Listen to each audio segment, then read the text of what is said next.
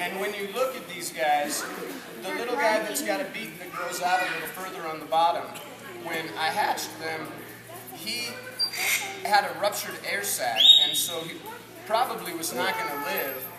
But out of the 8 other birds that were with him, this little guy took care of him and didn't let him die for 10, 12 weeks.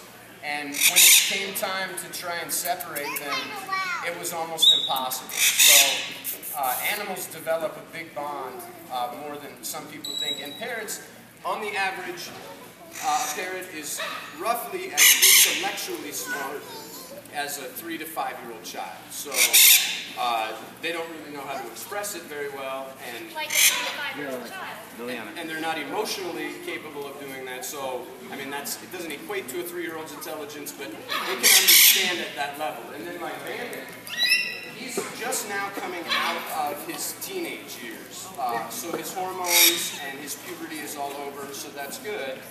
Before, he was a 12-year-old, basically little boy physically, and mentally he had the mentality of about a 4-year-old. So he was difficult, but he probably has now the mental capacity of about a 7 or 8-year-old, and he'll do some pretty cool stuff when he was young.